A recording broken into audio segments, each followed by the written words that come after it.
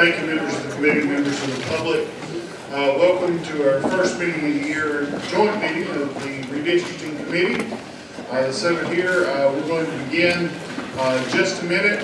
We'll be hearing from Representative Lewis first, and then teaching us from staff. I will announce before we begin the House Sergeant at Arms to identify those. Reggie Seals, up here at the front. Marvin Lee, at the front as well. David Leeton, in the back. Mark Cohn. From the Senate side, Terry Barnhart. Behind us. Tom Burrows. Steve McKay. And Becky McCurry. Myra, sorry. Appreciate it.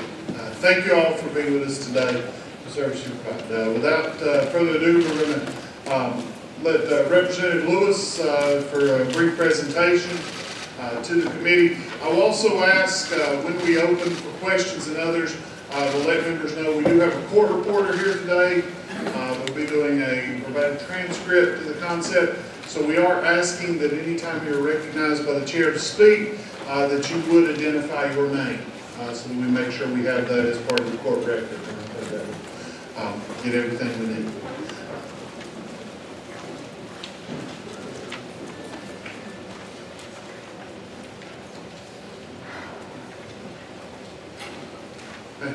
I will address, the members brought attention, there are individuals that have signs that are in here that is allowed. However, you may not use those signs to obstruct the view of others, which would include holding them up, dancing in others, and I will maintain decorum within this meeting and ask all members to do so, and I will make sure that this committee can conduct its business as chairman. So without any further ado on that, Representative Lewis.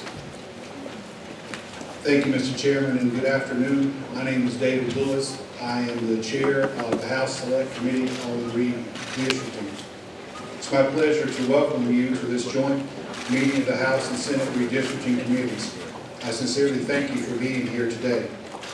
As you are aware, the General Assembly will be redrawing legislative districts this year to comply with a court order. As we await further guidance from the court on how to proceed and how this process should be conducted, we wanted to convene today's meeting for organizational and informational purposes.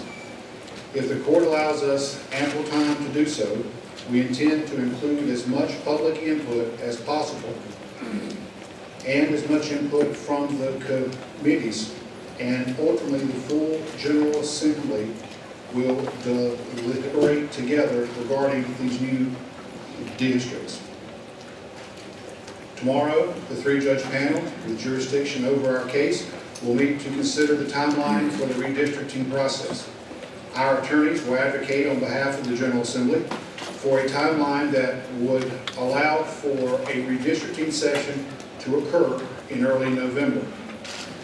Between now and then, Senator Heiss and I envision a process that would include these committees meeting to discuss and adopt criteria for drawing new maps, and ultimately to make recommendation to the General Assembly regarding new districts in the House and Senate redistricting plans. We would anticipate that public hearings would be conducted throughout this process. Committee members can expect at least 3 sets of these public hearings to occur in August, September, and October, with the exact date and location to be determined by these committees. For informational purposes, you have 3 sets of documents in front of you. The first is the county groupings for both House and Senate plans that were filed on behalf of the defense in the Covington case. This case is available on the NCGA redistricting website. These may or may not turn out to be the final county groupings. There will be a time for your comments as well as comments from the public on county grouping plans that will be required to be used in the redistricting process in order to comply with the Stevenson decision. The second set of documents are redistricting plans that were prepared by Common Cause. In full disclosure, that organization is currently involved as plaintiffs in litigation that has been filed against the General Assembly. To our knowledge, these are the only redistricting plans that have been released and submitted to the public in this process thus far. These maps are provided for informational purposes only today. One thing that you will notice is the county groupings used to prepare the Common Cause maps are the same as those that were filed in the legal case. Those of you who may be new to looking at these maps, the dark blue lines illustrate the county groupings. And again, you do have one for both the House and the Senate. The population numbers that we will be required to use are from the 2010 census. These are the numbers that will be used to construct new district highlights during this process. For your information, an ideal Senate district is made up of 190,710,000 people. And an ideal House district is made up of 79,462 people. I want to let you know that 2 emails have been set up for receiving public comments. They are 2017 House Redistricting at ncleg.net and 2017 Senate Redistricting at ncleg.net. Additionally, a web page has been set up for public comment.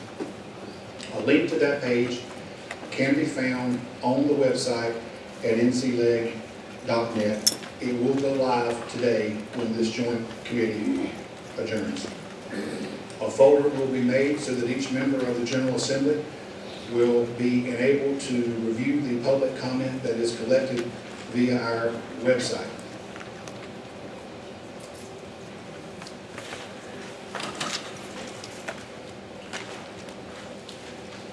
Mr. Chairman, with your permission, I'd like to ask you to recognize Erica Churchill of the Central staff to explain to members the resources that are available to them through the General Assembly to help during the redistricting process.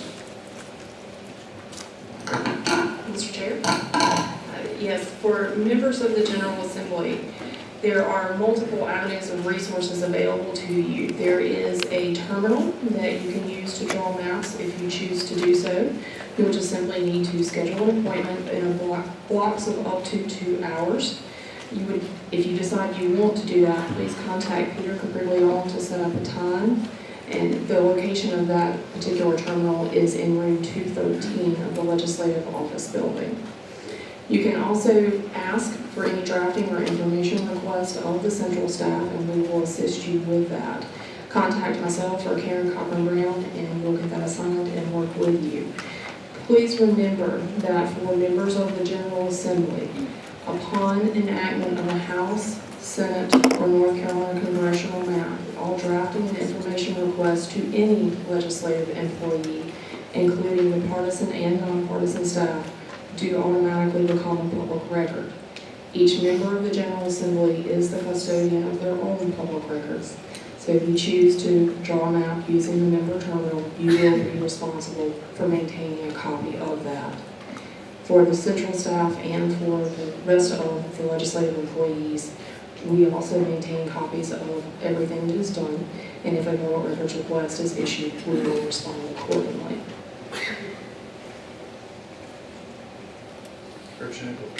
Thank you, Mr. Chairman. Mr. Chairman, again, I'd like to thank everyone for their time and being here today, for your willingness to serve on these committees. We will be back in touch with you soon to offer additional information and to let you know the schedule for additional meetings. With that, Mr. Chairman, if there are inquiries, I'll be happy to try and take them. I will now open members of the committee who would like to answer, and please, if you are asking a question, please identify yourself for the court reporter. Representative Jackson. Thank you, Mr. Chairman. Darren Jackson, representative. Representative Chairman Lewis, you mentioned the common cause maps, and in looking in the expert map that was submitted in federal court, it's colored differently than it was and submitted to federal court. And so my question is basically this: has there been a determination made whether every district in the state needs to be redrawn, or just those in clusters with affected districts? Thank you for that question, Representative Jackson. We are effectively waiting for guidance on the court on that matter. It would be really premature for me to be able to answer that at this point.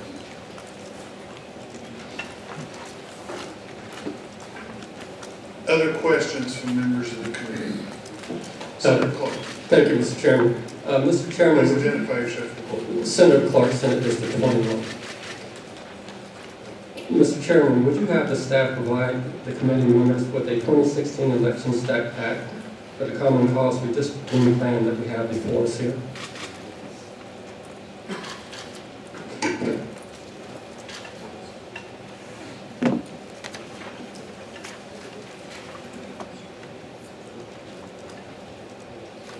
Mr. Chairman.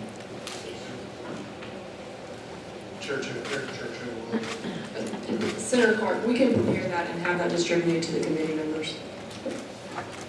When can we expect to have that? We will shoot for this afternoon, but it may be tomorrow. Thank you. Follow. Yes, Mr. Chairman, it was indicated that members will be able, it wasn't indicated that we'll be able to, so my question is, will the members be able to submit recommended criteria for use in developing the maps that we will be considering within this committee?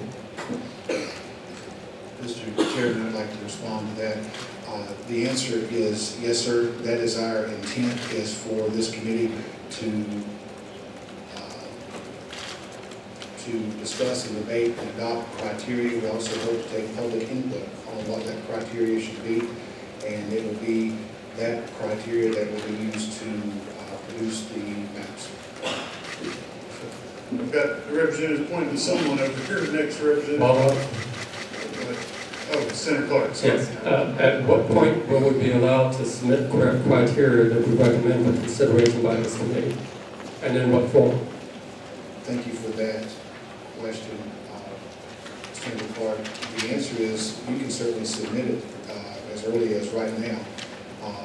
I would encourage you to either use one of the 2 email addresses that I provided earlier just to keep up with it, or you're certainly welcome to email Chairman Heiss or me, and we'll make sure that it is distributed to the members, and then when the criteria is actually discussed at the committee, we will debate it then. Thank you, Mr. Chairman. Representative Shaw. Please identify yourself. Yeah, Representative Shaw. A couple of questions, Representative Lewis, if you don't mind. You indicated that these maps we have here are the only one that have been released for public consumption. Are there any other maps that have not yet been released? For instance, anything that has been drawn by Dr. Harper or anybody else that you know of that have not yet been released? None that I'm aware of, sir. Another question, Mr. Chairman. Follow. Yes, sir. Mr. Chairman, we've known for some time now that the House and Senate districts that were drawn were unconstitutional. And here we are in August now setting this committee. Can you tell us why the special session called by the governor to handle this matter was overruled and not put in session so we could start this process prior to this time? Representative Michelle, as best I can recall, I may need to consult the House Journal on that, but as best I can recall, the call from the governor was issued while the General Assembly was already in session. Therefore, there was no need for an extraordinary, there was no extraordinary circumstance requiring us to be called back. As you know, as one of the most senior and distinguished members of this body, the redistricting process is an extremely disruptive and time-consuming process. The order to redraw maps that you referred to ordered us not to use the 2011 plans again. It is certainly our intent to fully comply with the court order. The court ordered us to redraw them in our next session. We are in our next session at this time. Further, when the final ruling from the Supreme Court came out, and I hope you will bear with me, I don't remember the exact date, but it was in early June, and we were in the final weeks of the budget negotiations, and we felt, we meaning the leadership felt, that it would make more sense to go ahead and finish the public business of passing a budget and the other bills, and then be able to turn our attention to this very important matter. Again, it is contemplated that we could have these maps drawn by November. That would give the court time to review the maps if it chose to, and then people would be able to file as is the current law, and starting in February of next year. Follow, Mr. Chairman. Follow.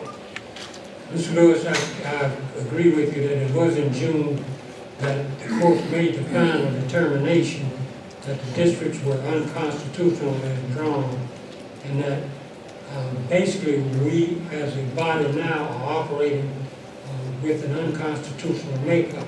Did you ever consider that in terms of trying to move forward with redistricting to put us back in constitutional manner? Representative Michelle, you are a much more experienced legislator than I am, and you are an attorney more experienced in these matters than I am. To the best of my knowledge, the courts have held that the legislative bodies that are constituted, that are made up, are empowered to exercise all of the authorities granted to them. So I believe that the members sitting in this room are able to proceed with the business of drawing maps, and it is our intent to do so to comply with the order of the court.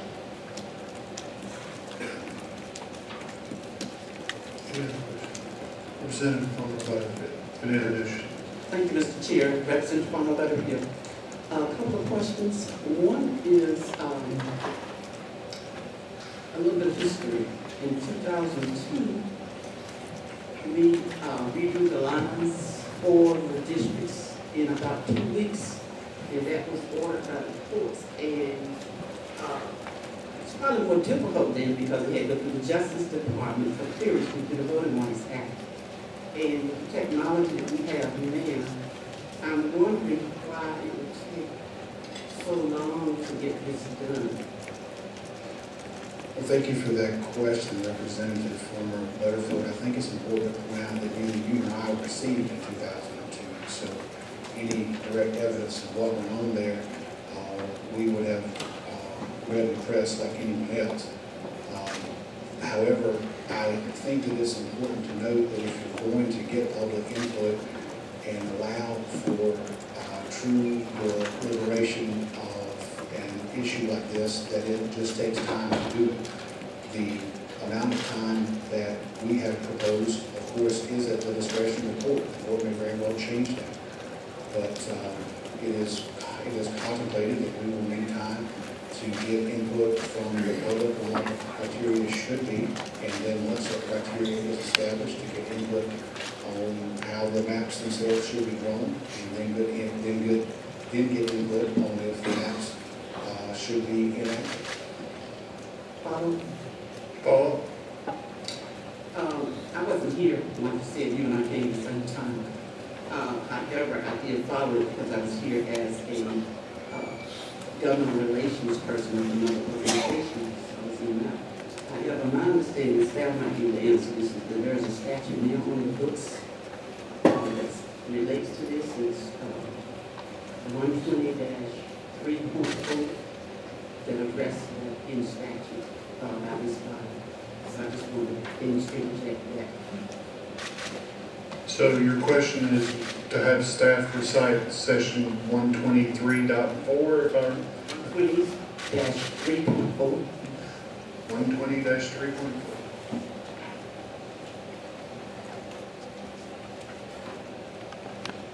I'll give you what the statute is without the context. Mr. Chair, while staff is preparing to read that, could I make a quick response to the Sure. representative? Representative Farmer Butterfield, you're very right to point out that statute. I would point out that it is my reading of that statute that it says that state courts must give at least 2 weeks. So 2 weeks is a minimum. It's not necessarily a guideline.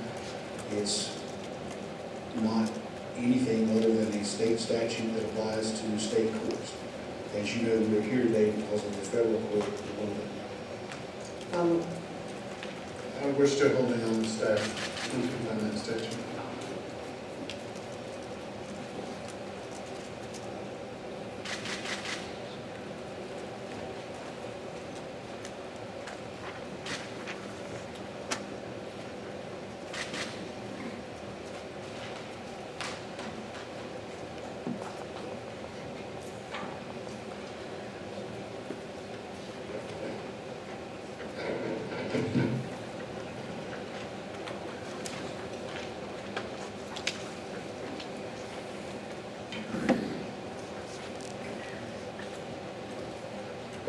Mr. Chair, the correct citation is 120-2.4 and has 2 subsections. Subsection A, if the General Assembly enacts a plan apportioning or redistricting state legislative or congressional districts, in no event may a court impose its own substitute plan unless the court first gives the General Assembly a period of time to remedy any defects identified by the court in its findings of fact and conclusions of law. That period of time should not be less than 2 weeks. In the event the General Assembly does not act to remedy any identified defects to its plan within that period of time, the court may impose an interim districting plan for use in the next general election only. But that interim district plan may differ from the districting plan enacted by the General Assembly only to the extent necessary to remedy any defects identified by the court. Subsection B, notwithstanding any other provision of law or authority of the State Board of Elections under Chapter 163 of the General Statutes, the State Board of Elections shall have no authority to alter, amend, correct, impose, or substitute any plan apportioning or redistricting state legislative or congressional districts other than a plan imposed by court under this section or a plan enacted by the General Assembly. Thank you. Follow. Yes.